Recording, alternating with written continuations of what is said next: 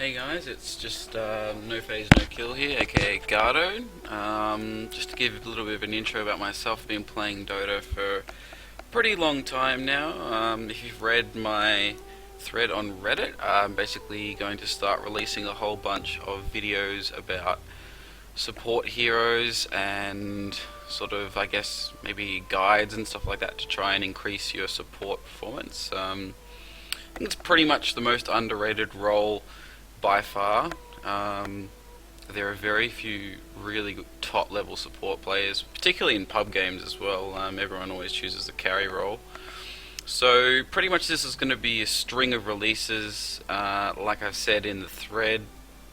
Basically one of them, which this video will be on today, will be about pub games. So I'll analyze pubs and we'll go through all of that. I just actually played a game in as Lion, so we'll jump into that game, see how I went, and then go from there. I think that I definitely played pretty decently. There were a few big mistakes that I made, which you guys will see, but we'll run through where I think that I made major mistakes, what I think that I could have done better, but also some of the things of where I did well and the decisions that I made that actually paid off. So we'll skip the drafting stage here because it's a bit boring, and we'll go as well to my player perspective just so that we can see what I'm looking at.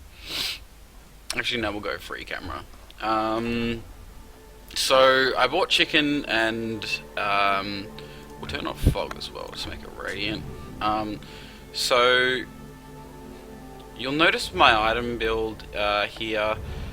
I've gone courier and 1 obs. I think in pubs this is okay, just to go 1 obs rather than 2. Often the off lane is just going to buy the next obs. It means that you just get more starting gold. It means that you actually end up having 80 gold as well, instead of having 5 gold, which means that you get 2 boots a little bit quicker, which makes a really big difference in pub games, particularly off of the support role. So I'm usually willing to sacrifice that. I'll talk about my item build as well in a second. So we've got a fight here. I'm going in. I'm in way too deep as well. This is just terrible. And I leveled Impale way too late as well. I should have just straight up impaled the Veno there. I don't know what I was doing. So I've gone the 2 tangos, given obviously pulled middle 2 tangos as well. I think this is really good just for the fact that I know that Clockwork's going to be off lane, maybe dual lane. They might do like a Waven, or but we saw the Veno's item build, he's going to go carry. So it's most likely going to be a Clockwork off lane. This is, by the way, this is about a 4.8k average game, if you were wondering. Interesting thing as well to start off the game is that because I died, I couldn't get back to the camp to see whether it was blocked at exactly 30 seconds, so I wasted a bit of time running back there. It really sucks as well that the camp got blocked. There isn't that much for me to do in the lane at the moment, particularly when we've got 2 fairly defensive supports at level 1. There's no real kill potential as well with the TA, so I'm kind of just trying to push the Clockwork out of here, trying not to grab too much of the creep aggro. Whenever you, as well, a really important thing right here, I'm going to kill this range creep. Whenever you get the opportunity to kill a creep that the carry is not going to get to, that's really important. The extra maybe 2 creeps that you might get in the lane for that make a big difference of your boot timing. So here I'm trying to get 200 gold at the moment so that I can buy sentries. I really want sentries to obviously de-ward that camp. So I'm basically just trying to harass the Clockwork out here as well. I'm not quite sure why he's sort of running in there rather than just staying in the lane and getting EXP, but that's actually really good for us. I haven't actually seen him use cogs yet as well, so we obviously know that he hasn't leveled cogs, but that's sort of an interesting thing. I ruined the pathing here. I'm still getting used to the pathing and reborn. I'm actually having a lot of trouble hitting a lot of my spells as well. So we go on the Lion. You also would notice my skill build here. I've gone Mana Drain level 2. I think saving that skill point for situations like that where I could have definitely gotten the kill is really important. I basically just wanted to push the Clockwork out of the lane as much as possible, so I needed as much mana regen as possible due to my actual item build. So I've gone mana drain, but probably saving the skill point, getting a kill there is so much more important. You'll see this sentry ward as well doesn't actually block the camp. That's really important as well. It's probably my favourite sentry spot, this. If you guys are trying to compare it to anything, it's just sort of to the left of the flowers, so that's the sort of the hitbox just beneath the flowers in terms of where the creeps actually get blocked. And then I'd be putting my second one as well just directly about here. So it means that it covers pretty much all the area here, bar sort of this little triangle spot here, as well as maybe a little bit here on the secret bush. But if I didn't die at the start and then I got to the 30-second camp, I would have been able to actually physically check whether that had blocked that camp, so I'd know if it was blocked as well, so that would sort of give it away. I've missed the pull here as well, which is really bad by me. I just totally ruined the timing of that, to be perfectly honest with you. Start going on the Clockwork here. That's a really good kill. With Lion as well, I'd almost sometimes considering, if I've gone for mana drain on level 2, I'd probably consider sometimes getting Hex at 3 as well. Just because if you have a mini engagement, particularly against a dual lane like with this, it's sort of really important that you maybe sometimes sacrificing a kill if you get an extra level in Impale or Earth Spike, sorry, rather than actually getting a level in Hex. So you can see here, this is what I was talking about earlier on with my item build about not buying that extra obs ward in a pub. I'm now 30 gold off boots rather than 100 gold, which means that I'm going to get them at an earlier time, significantly earlier time than I normally would have, and actually be able to maybe rotate around if I choose to, or if I feel that that's the best place. Because the lane's so pushed as well, I'm actually going to pull the lane back. This is something that a lot of support players don't do. They sort of know to do it before the game starts, but when it actually comes down to it, they just don't. So whenever the lane's pushed, just try and pull the lane back, because it just denies so much XP to the Clockwork, and it means that he has to rotate as well, because we killed their actual obs ward that was blocking the camp. He has to rotate blindly, so he doesn't often know where I am, what I'm doing. Just sort of typical harass here. I'm trying to get as much experience as possible.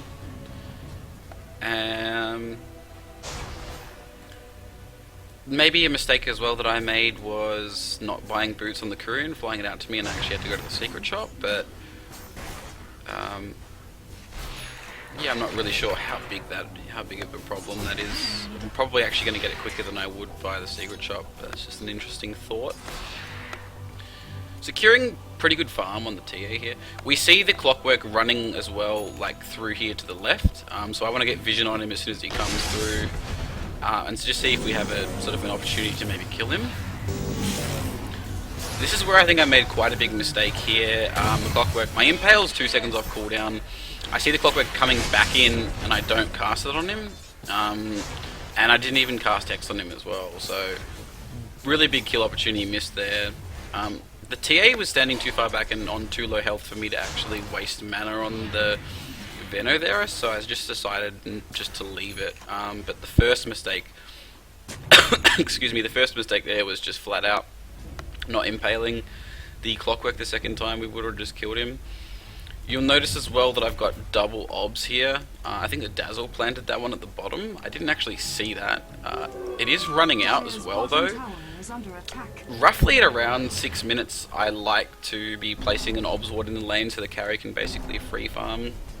A lot of people just don't D-ward in pubs, so you can just get away with it. It's quite greedy.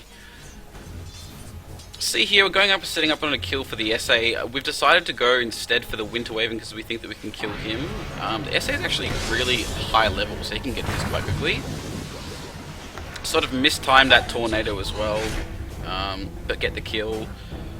Not really sure if it's worth it. I spent all my gold luckily, so I've actually got the wand from that, which is kind of good.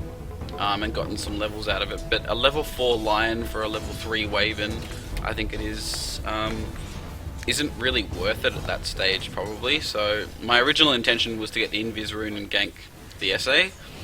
Didn't work out. Actually fed him a kill, but we also killed the Winter Waven as well. So the Invoker got a bit out of that too. So TP back bottom. I've seen this clockwork. I've also noticed that he's relatively far up to the creeps, so I can pretty much fog him and just run up and kill him like I did there. This is a really important part of the game as well with Lion, particularly when you're coming online and you're almost like quite close to 6. I like to start getting around, trying to find as many kill opportunities, but then also just stack a lot of camps. Oh, not stack camps, but just pull camps if I can. I also remember this part of the game, I wanted to pull this stack through, but funnily enough this tree actually respawns as well. So I only get a single pull off. I would have really preferred to double pull that, because then I pretty much would have been guaranteed my level 6. Could have gotten a smoke and then smoked up for a kill, so kind of just have to do what I do.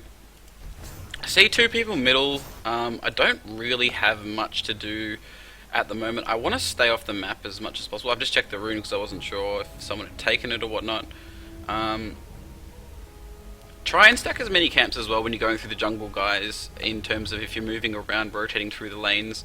You'll notice that this game I haven't actually stacked that much. Sometimes I'll spend the large majority of my time actually rotating and stacking. So if I'm on a hero like Earthshaker or something like that, I usually tend to play more roaming, low level style, and just will stack a lot of camps for middle. But we've got an Invoker. We have a TA who's relatively good at killing the stacks, but not early on. So I've more prioritized me getting level 6, getting levels, over getting the carry, a little bit more farm later on, and sacrificing my levels. You see, once again, I'm just going back to stacking. I'm just trying to stack as much as possible. I wasted time running up through the jungle there and pretty much did nothing after I actually stacked this camp. Ideally, probably what you want to do there is you want to stack that camp, maybe run downwards through here. Then, when it hits the minute mark, the next time the creeps are here, so at this stage it would be at 17 seconds, you want to be stacking that straight up. So I probably wasted about 30 seconds there without actually realizing it.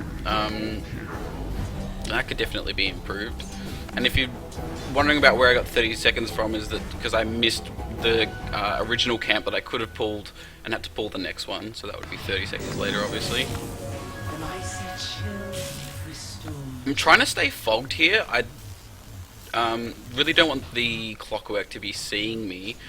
I've noticed that TA's got a trap there and he's laid it down for a while, so I've pinged it. He's slowed. Watch the positioning as well, guys. This positioning is really important, you know, running around the cogs. Seeing the TP that's come in. Clockwork's actually missed the hook, and I've died. So I've just gone in strictly just too deep. The Clockwork got a really good cogs off, and it just put TA and I in a position where we just couldn't really do much. TA manned up like quite heavily here, I think. And then the Dazzle came in as well, so you get that. Nah, just misses it. So, yeah, I think that's just my bad. Oh, we'll just rewind that 10 seconds. Sorry, guys. Give me 1 second. Fucking Francis. So as you notice here, this is really, really important. Oh, we just crashed. Sorry about that. We'll just quickly reload Dota. Yeah, so you've seen that I've died pretty much straight away. I've decided to rotate top instead. Because I've noticed that I'm not getting much at bottom anymore. I can pull and stack, but there's sort of kill opportunities that are coming up that I'd probably just rather be a part of. So I've just decided really just to go for that instead. I'm not 100% sure what minute we're up to. It's the only problem. I think it was level 5, so maybe. This is when I pulled. Okay. So I think this is roughly where I am at. Oh no. It's a little bit further. Sorry guys. Yep, so the Ricky's just killed us, so we just watched the TA. So yeah, like, I'm almost level 6 at the moment, so it means that if I'm involved in a kill, or I go for a gank and there's a fair amount of low creeps around, I'm going to hit 6 during the middle of the fight, which is really good because it surprises people a lot. So in this situation I've seen that the mag's top, I've clicked on the Doom, realised that he's got Scorched Earth up, so we're just going to go on him. Now, keep in mind as well that the creeps are low, like I said before. We're probably going to hit level 6 halfway through it. So this range creep, I'm watching the range creep's health. Yep, so that's 6. I've realised here as well that my impale is going to be off in a couple of seconds, and I can just probably get a double impale. Or just straight up kill this guy without even wasting my ulti. That's also really important. You don't want to be wasting finger early on. Use it liberally, but at the same time, in a situation like that, you really don't want to be wasting it, because I can just use that to set up maybe the SA, who's actually quite big at this stage of the game. He's got quite a lot of levels, or just someone more important in general. So I've gone for the 12-minute rune. I should probably just not be here at all. I see the clockwork with the obs. Sorry, I'll take the fog off as well. So yeah, so I've seen the clockwork with that. I've decided as well that they are probably going to be doing like a fair amount of stacks, maybe with the Magnus, to try and get his Blink Dagger. So I kind of want vision of their jungle. Oh, sorry, he's already got it. So I want vision of their jungle, just to see maybe the Waven stacking. I didn't actually realise that the Mag had his Blink already, so that's interesting.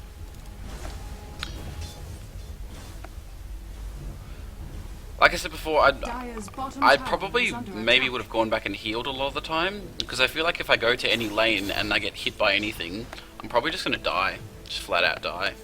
So it's maybe worth me just going back and healing. You'll notice as well that I haven't gone Tranquil Boots. The reason for that is that I want high mobility. I'm willing to risk a lot of my... Oh, we've got a gank here bottom.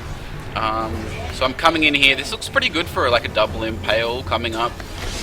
Get the double impale off. Now I'm trying to decide sort of who the block should go on. Really good tornado. And then basically just finger the Ricky. So the important part of that, if we...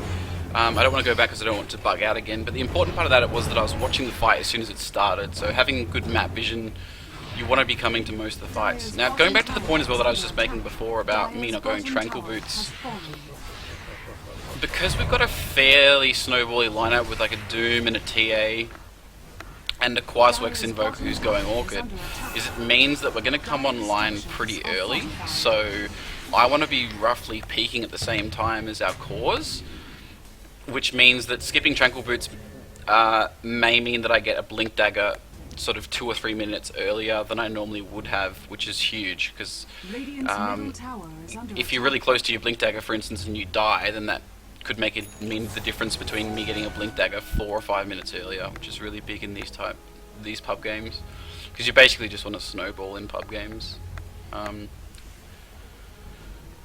You'd notice as well that I placed an obs ward here. We were just pushing the tower, and I guess it was a good opportunity for me just to lay down some vision and just see if they were ever farming ancients or what exactly they were doing. I'm now 200 gold off my Blink Dagger. I'm sorry as well that I'm not going through sort of the rest of the heroes on the team. This is quite a sort of a high action e-pub. I've TP'd in here. I've definitely wanted to get a kill. Huge mistake there missing the impale, but I've just got enough gold for my Blink Dagger. Get that. That was a really big miss on the impale, because instead of being a 3-for-3 trade, that could have been a 3-for-1 probably for us, so I could have turned it even better. I'm not quite sure, like I said as well, I'm having real trouble with the reborn clicking still. I'm not sure if you guys are experiencing that, but That's been a big problem for me, particularly with heroes like Lion, with like point stuns. Just really struggling. So we've got our Blink Dagger now. We want to get active. A mistake that I've made here is not buying a smoke in base. I didn't have money, but then I didn't realize that we were just going to kill a tower as well. So should have bought a smoke. I want to get really active. I want to see if I can get a kill. My finger's off cooldown conveniently as well in a couple of seconds, so I'm kind of just wanting to use that with the Blink Dagger, because that's just going to surprise them. Yeah, and going back to the point that I was trying to make before, is I really want to focus on sort of my individual play instead of looking at other people's, because they can't really change other people's, but we more just work around them rather than trying to flame them for dying or whatever. So we just try and follow their movements and whatnot, and go from there. Got a cheeky ward here, just stole it from him. Don't think he was too happy. But yeah, we just want to be playing around our teammates in pubs rather than trying to tell them to do things. A lot of people just won't listen to you, so I just go with the flow. If they want to dive a tower, I'll probably dive it with them, to be perfectly honest, a lot of the time. See the SA here, I'm pretty sure that I can kill him. So I go in, I maximize my stun timings, lay down a sentry, and literally kill him. I think that that was within 10 or 20 health of killing him. I saw that he switched to Agi. Treads, if he was on strength treads there, he would have lived. I saw that he switched to Agi at the last second, and just went on him because I thought that I could kill him if I timed everything perfectly. Ended up getting a really, really big kill there. I got a lot of gold out of that. Clockwork here comes on me. Misses the hook as well, which was really, really bad by him. And then he's pretty much just flat out dead here, I think. I'm chasing him. There's no one on the map though as well, guys. Notice that. So another big mistake that I made there is just not looking at the map. We're still in a pretty good position in this fight though, so this Doom's just... Doom came in at a really good time. You notice as well that I kind of wasn't hanging around that much in this fight. Oh no, I'm still here. Sorry, everything's a different fight. Blinked in. The Winter's Curse came at a really, really good time there. I just flat out... If I'd impaled the Ricky there, we probably would have just killed him straight up. But the Winter's Curse is actually really good. Notice as well that I've just TP'd straight back home. I'm not going to waste any time at all. I just want to get back home so I can get back into the fight if the fight's prolonged, because it seems like these people just want to fight for long amounts of time. So I was Veno ultied. I'm not going to walk back, I'll just straight up TP and then make a decision of which lane I'd like to go. Item choices from excuse me, item choices from here. I'm a little bit torn as to what I'd like. If the Clockwork is snowballing pretty hard and he's getting active and stuff like that, I'd normally just go a 4-staff here. But I feel like the SA is doing a fair amount of damage in a lot of these fights.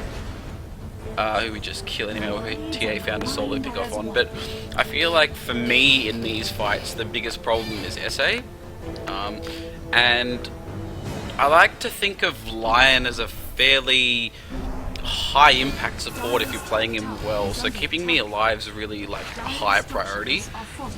Often maybe 4-staffing the Doom or the TA in a situation if they get hooked by a Clockwork is probably going to be less beneficial than me actually having a Ghost Scepter and living for a little bit longer than coming in and impaling again. You can see right here that I go on the Magnus, Clock hits the hook but doesn't follow it with the Instacog, so I hex him.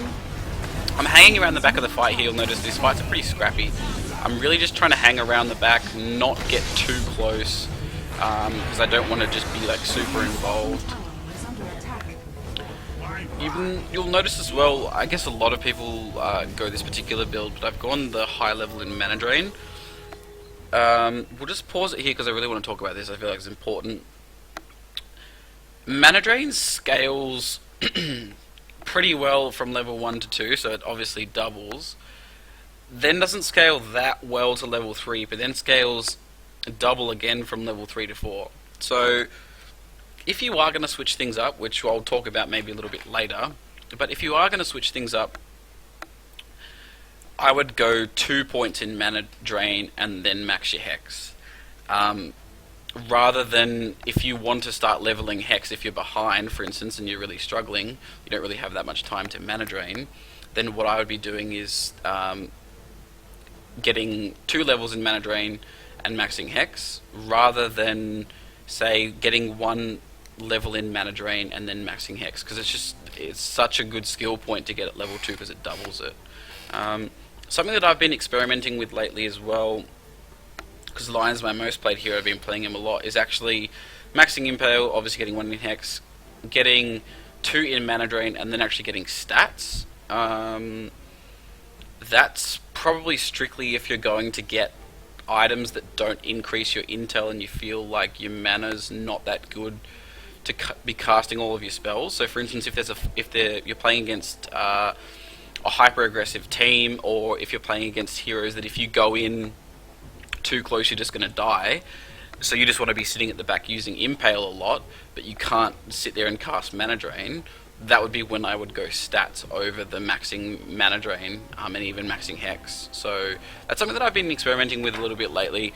It's actually pretty good against some particular lineups, so hopefully I'll do another video on him as well, maybe even in a scrim or something like that, about where and how you can use that item build. I actually haven't seen anyone else do that, so I feel, I don't know, maybe a little bit special. Maybe I'm a little bit special in more than one way with that. So it can be quite good to just experiment with these types of things, guys, particularly if you have a favorite hero. The skill build that you go is often not always going to be optimal in all games. As I was saying before, I've chosen the Ghost Staff instead of the Force Staff. Ghost Scepter, sorry, instead of the Force Staff. I feel as though that's just, for me at the moment, higher priority, staying alive, and yeah, just trying to do as much in fights against this SA, because I don't think that he has his Diff Blade yet. So he's pretty poor at this stage of the game, so I can get away with maybe 1 or 2 team fights where he can't actually get me out of the Ghost Scepter. Looking back on that as well, I think that potentially could have been a mistake because of the Diff Blade sort of thing. I've put a sentry down here if you're wondering, guys. The Doom died in the jungle to the SA and the Clockwork rocketed me, so I thought he may be around. But the last time I saw him as well, he didn't have a Diff Blade, so I should feel pretty safe with my Ghost Scepter. Going back to the item choices, I think that I made sort of a small mistake, not too bad, small mistake in going that Ghost Scepter instead of the Force Staff, just for the fact that he will eventually get a Diff Blade and just be able to Diff Blade that off me. Whether or not you consider him wasting charges to kill you good so that he ends up running out of charges earlier on, that's kind of debatable. I'd probably just say Force Staff straight up's better. So it's kind of, I guess, hard to itemize this game and really like go down pat, but when I look at it again, probably Force Staff is the better option. I see, it looks like there's going to be a fight, maybe. There's like a Clockwork running out here, we've got a lot of heroes. This Dazzle actually gets rocketed, so there's definitely going to be a fight here. So I'm a bit slow on the TB, I haven't TB'd yet. Just waiting. Oh no, that's right, I'm actually warding here. So I'd considered him dead, sorry, but I wanted to get a ward up here just to see if they were going, once again their rotations through the Ancients. I've decided to TB now. Fight's pretty much broken out, we've pretty much won it at the moment. I'm sitting back as well, I've seen the Magnus, so I just wanted to sit back and just hex him. I saw him, I didn't want to go in just yet. Really important that he doesn't get like a skewer off as well. Gone in here, I've decided to mana drain the Waven. That was actually a really big mistake. If I decided to mana drain the Veno, I would have just been able to impale him quicker. I'm now stuck in a pretty sticky situation about what's happening. And now I'm just pretty much dead if he's got any vision of me uphill yet and just traps me. So the mistake that I made in that fight was mana draining the Waven because I thought that I'd be able to get a mana drain off for long enough for me to get an impale. Whereas I should have just strictly used it on the Venno there because he was running to the left, so I had vision of him for longer. So that got me killed. We still ended up getting 2 kills out of it, but obviously you don't want to be dying if you can avoid it. It's those types of small mistakes as well, guys, that can really cost you in these games as well. So you really want to just be trying to optimize everything that you're doing. We're pretty far ahead, like really far ahead, I should say, at that stage. Clock once again hooks into the tornadoes. That's twice that the Invoker's done that. Pretty good. And this is... We're really starting to snowball hard, guys. We're doing pretty decently at this stage of the game. You probably noticed as well that I've been buying a fair amount of wards. This is a really important spot, I feel, for the Radiant Vision. I'll just pause it because we haven't talked that much about Vision and ward spots, but I feel like this spot here, is really, really important just for the fact that you can see so much from it, particularly if your tier 1's up. If the game's, say, even, and your tier 1 bottom is still up as Radiant, they're probably normally going to want to be taking that down at some point. So you can see all their rotations through the Ancients. Maybe even if they're buying something in here. Sometimes if you're against a Queen of Pain, or heroes that are maybe going like an Ultimate Orb, or Bloodstone, or those types of items, you can see sort of what they're doing in that area as well. So, and then you've obviously got really good vision where it's normally fogged. So if the skirmish, then if you start a fight roughly here and then it goes into there, you've just got so much more vision where the enemy thinks that you can juke and they really can't. So that was also a decision that I made to join the fight middle a little bit later, so I just considered the Dazzle dead. Decided to put a ward spot here. Often losing a hero but getting better vision for against the enemy team is beneficial as well as a support player. So I've now gone back for the 4-staff because I want to be getting people out of the fights, obviously. I feel like that's pretty much just a standard build here on Lion. I would almost always normally be going for Blink 4-staff as the first 2 items, but like I said, I was tossing up between the Ghost Scepter and probably made that bad decision. We're not really doing much here. I'm kind of wanting to stick around my team because we're snowballing at the moment, so I feel like we just want to be breaking out in a fight. I see the Venno here. This guy's just flat out dead. You notice as well that I impaled him and then backed off. The reason for that is we didn't have too much vision around middle. We knew that the SA was top, but for instance, if we get hooked or if they get like a counter mag initiated and then the Venno actually gets his ulti off, that's really bad. I blinked in there, tried using my impale. I actually thought that he wasn't watching. I should have just opened with a Hex, so I just missed a kill on the Magnus there, which is kind of bad. I'm standing at the back here as well, because I don't... Obviously was a little bit late to that fight. Luckily got that off. But in a lot of the fights you'll notice I want to be coming into the fight slightly late. I don't want to be coming into the fight early. Because we're against a Clockwork and a Magnus, they can just initiate so hard on us. So end up getting the Sensitive bit here. We get baited pretty hard into this. Ended up using my Hex on the SA. Hopefully we get a double impale here. Yep, get that on them. And the SA just lives. So that was a fight. TA is just going a little bit crazy. That was a fight where I got too close and then just got counter-initiated on by the mag. So it kind of just goes to show what I was just talking about in terms of I'm wanting to be either late to the fight, like 2 or 3 seconds late this game to the fight. Often I'm coming in that way, or just sitting far back and then counter-initiating the mag so that when he blinks in, then I can kill him. So I think that was just a mistake. I probably should have just impaled maybe and then blinked out of the SA and then tried to Hex the mag. And we also didn't have any vision on him, so we had no idea where he was, and from the mid-fight as well, so Just sort of a bit of a bad play there.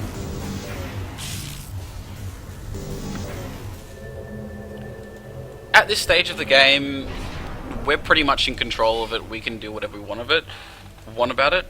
You'll also notice that I'm buying sentries over dust. This is really important against an SA. Because he's got Diffusal Blade, he can just straight up purge that. No idea what that Waven was doing. He was just way too far out. Now, a lot of people would push uphill as well at this stage, guys. Because of the comeback mechanic that was introduced, I really prefer to play it safe in pubs, particularly because you just don't actually know what your teammates are going to do. A lot of like pub players and stuff like that will just, at that stage, if they get a pick off, push middle, and then if a fight engages, they'll just dive. And particularly against a Clockwork and a mag, if they counter initiate, we're just going to lose the fight, and they're going to get so much gold because we're already so far ahead. So safer way is always pretty much just get all the outer tier 2 towers first if they're up, then sort of use roast to your advantage.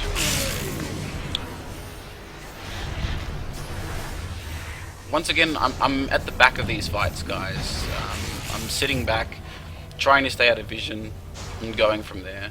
I probably missed a kill on the Veno. I was really hesitant to blink on him there, going back to their draft. Clockwork and the mag. That's why it's really dependent, guys. I feel at the start of the game, analyze maybe how the actual draft's going to go. This once again goes back to this ward here. So I saw the Clockwork run up, and then I saw him actually run back down. So this ward's been paying dividends for us so far, guys. That one choice to come to the fight a little bit later and just let Dazzle die was a good one, I think, in my opinion. And then we also see the Magnus bottom, so I was thinking about calling for a TP and saying that we should kill the SA, but we can't do that anyway because the Mag's bottom. So I feel like that ward has been really useful this game. And I feel like it's useful in a lot of games, particularly when you're on Dire and you've taken their tier 1 early. Even if you haven't taken their tier 1, it can be really useful, because if you get it down and they don't know or they don't see you plant it, it's going to be a highly contested area, particularly around Roshan. And if they've still got the tier 1 up, then it's just an absolute bonus, because you're just going to be getting so much vision, because the supports are generally going to be roughly standing out the back here. So you want to be seeing them as a support player, because you want to know how to counter their sort of movements. I noticed as well, I saw the Winter Waven run up through here. In my player perspective, I actually clicked on him warding, so I know that he's planted a ward roughly around this area. I would assume he's planted it like here, but he may have planted it here or here, like for more defensively. This fight, once again, I'm hanging at the back, guys, hanging at the back, watching it. So I've kind of countered the mag there by just insta-bursting in, which was really important, right? If I had chosen to go in that particular fight and hadn't, and he'd got a skewer off and they just Veno ulted us, that fight would have gone a lot worse. I would have died, and it would have been just a lot worse in general, because I wouldn't have then got the Impale and the Hex off as well on the SA. And he probably would have they probably would have wiped us. So, just that hanging at the back, being really patient. I think that with a lot of low or mid-tier sort of support players, they make the mistake of becoming too impatient. With with fragile heroes, you really just want to be sitting at the back. And just patiently waiting, particularly when they have a mag, and I think he's working on a BKB, but I don't think that he has it yet. He may have, I haven't looked at his items.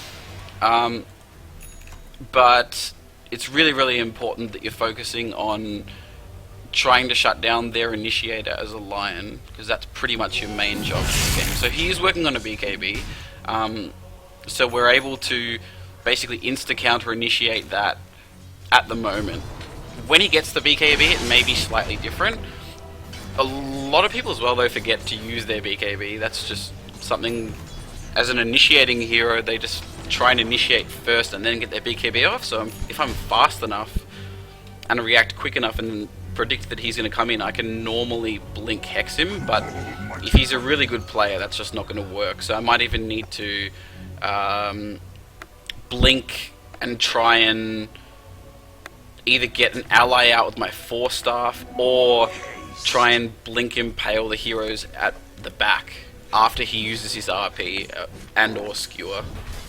So that then changes the way that I'm going to be playing. So that's a really important item that I need to keep a lookout for, and just be wary of when he gets that I can no longer be playing the exact way that I'm playing at the moment.